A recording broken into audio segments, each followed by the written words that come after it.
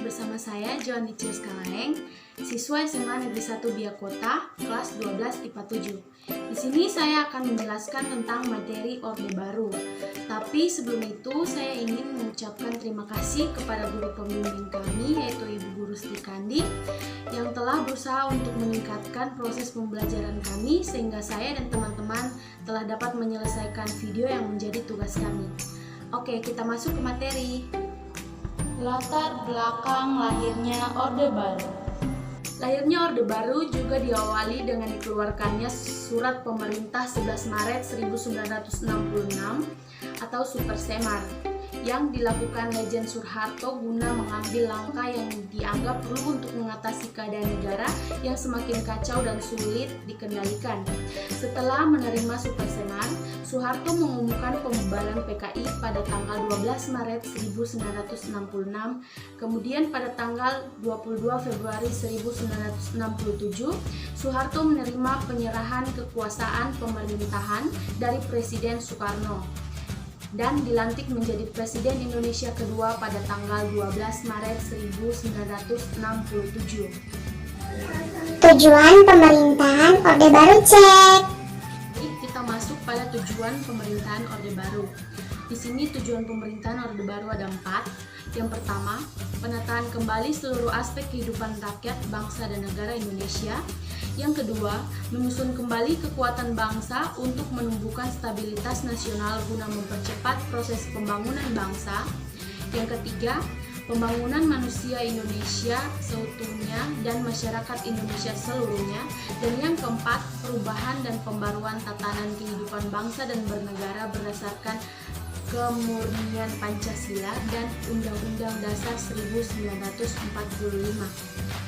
Berikut adalah ciri-ciri pokok Orde Baru.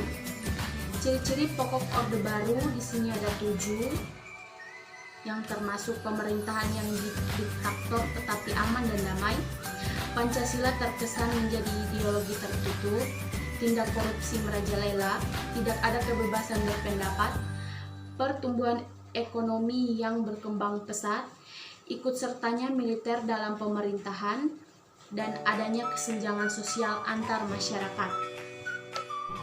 Kebijakan politik dan ekonomi pada masa Orde Baru. Kebijakan politik pemerintahan Orde Baru. Di sini ada 2, yaitu kebijakan politik dalam negeri dan kebijakan politik luar negeri. Kebijakan politik dalam negeri dibagi menjadi 4, yaitu penataran P4 atau pedoman penghayatan dan pengalaman Pancasila, bertujuan agar masyarakat selalu konsekuen mengamalkan Pancasila. Yang kedua, yaitu dui fungsi ABRI, kebijakan yang menempatkan ABRI dalam 2 peran ganda, yaitu Hankam dan Sospol. Yang ketiga, fusi parpol. Di sini parpol disederhanakan menjadi 3, yaitu PPP, PDI, dan Golkar. Yang keempat, pelaksanaan pemilu 1971. Pada pemilu ini, para pejabat pemerintah hanya berpihak pada satu partai, yaitu Partai Golkar. Kebijakan politik luar negeri pada masa Orde Baru. 2. Kebijakan politik luar negeri yang dibagi menjadi 3, yaitu yang pertama, Indonesia kembali menjadi anggota PBB. Yang kedua, pemulihan hubungan diplomatik dengan Malaysia dan Singapura serta pemutusan hubungan dengan Tiongkok. Yang ketiga, memperkuat kerjasama regional dan internasional. Kita masuk pada kehidupan ekonomi pada masa Orde Baru. Pemerintahan Orde Baru memiliki slogan yang menunjukkan fokus utama mereka dalam memberlakukan kebijakan ekonomi, yaitu trilogi pembangunan yang berisi: pertama, pertumbuhan ekonomi yang cukup tinggi; yang kedua, pemerataan pembangunan dan hasil-hasilnya yang menuju pada terciptanya keadilan sosial bagi seluruh rakyat; yang ketiga, stabilitas nasional yang sehat dan dinamis. Kebijakan ekonomi pada masa Orde Baru. Kebijakan ekonomi pemerintahan Orde Baru. Yang pertama, rencana pembangunan 5 tahun atau RPLITA yang terbagi menjadi 5. Repelita pertama pada tanggal 1 April 1969 hingga 31 Maret 1974. Repelita kedua terjadi pada tanggal 1 April 1974 hingga 31 Maret 1979.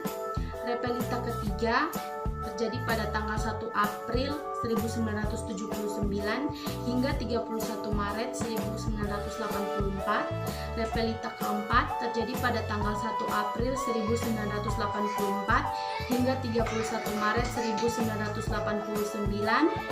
Repelita kelima terjadi pada tanggal 1 April 1989 hingga 31 Maret 1994.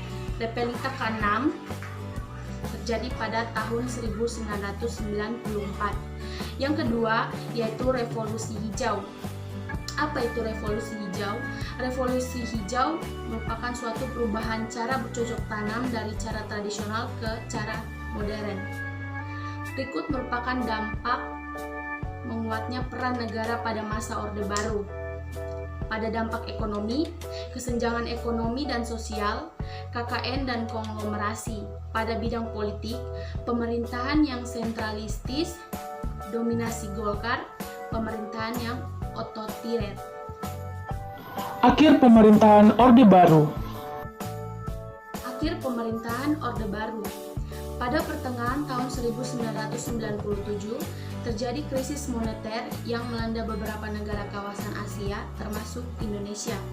Keberhasilan pembangunan yang telah dicapai pemerintah Orde Baru menjadi goncang setelah dilanda badai, yakni adanya krisis moneter yang terus berlanjut hingga krisis ekonomi. Dan sejak tahun 1997, pemerintah tidak dapat mengatasi krisis yang telah berlanjut. Demikian dari penjelasan tentang materi Orde Baru. Sekian dan terima kasih.